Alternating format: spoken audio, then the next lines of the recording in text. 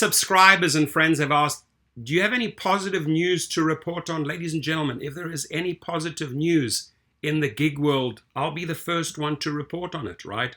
But finally, we have some positive news here. Sadly, the news on a daily basis is horrific, right? It's terrible. It's not in the drivers or riders' favor. So I can only report on what's out there. But here they say how Uber and Lyft can save lives. Thank God. Ride-sharing apps cut traffic fatalities by 4%. So traffic fatalities, getting drunk people home, right? That's positive news. I'm telling you what, they can save even more lives if they spend money on safety. Put some money into safety for riders and drivers, right?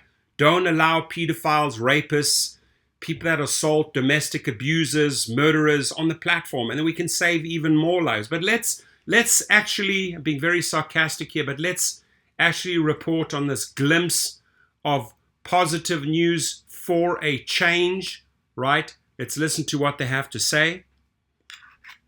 How Uber and Lyft can save lives. Yeah. Ride-sharing apps cut traffic fatalities by 4%, a new study finds. By the editorial board. July 30th, 2021, 6:36 p.m. Eastern Time. Great.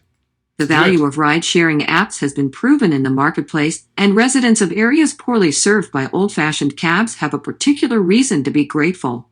Now here's a remarkable safety bonus. Uber has decreased U.S. alcohol-related traffic fatalities by 6.1% and reduced total U.S. traffic fatalities by 4.0%. That estimate comes from two professors at the University of California, Berkeley, who published an analysis this week at the National Bureau of Economic Research.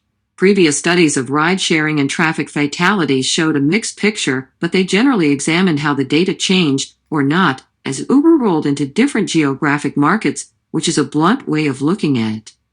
The new paper analyzes proprietary Uber ridership data on trip counts, broken down by month and census tract, for most of the U.S. from July 2012 to January 2017.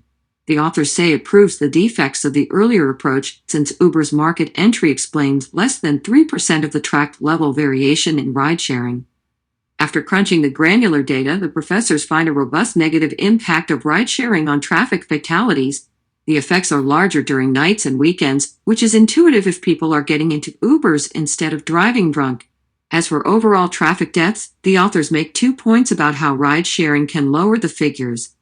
First, some fatal crashes without reported alcohol involvement may nevertheless involve alcohol. Second, it's possible ride-sharing drivers might be safer than the drivers they replace. Your mileage will vary. But unlike the average guy texting on the freeway, app drivers know there's someone in the back seat who could report them. The toll of car accidents is hard to fathom. Last year in the United States, the authors say, there were 42,000 traffic fatalities, including over 10,000 that were alcohol-related. There are also other culprits.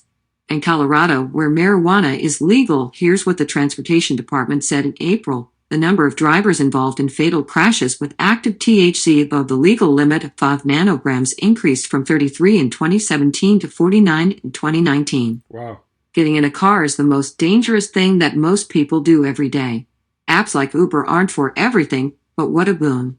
This study is right. Ride-sharing services have helped make the roads safer, and hundreds of people are alive today because they exist.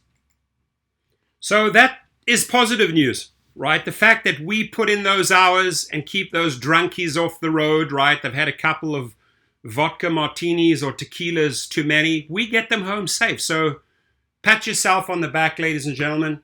You're responsible for these great percentages. I do see this as some positive news within all the negative news that's out there. And again, I think they can do even better, right? If they actually put the math, if they actually put the dollars into safety and make sure that specific riders are not on the platform, people that assault, domestic abusers, murderers, pedophiles, etc. Ladies and gentlemen, we can even bring those fatalities down even further. But that, my friends, is up to the executives if they want to do something about it. So please like and subscribe to the Rideshare Professor. Great article by the Wall Street Journal. Thank you very much.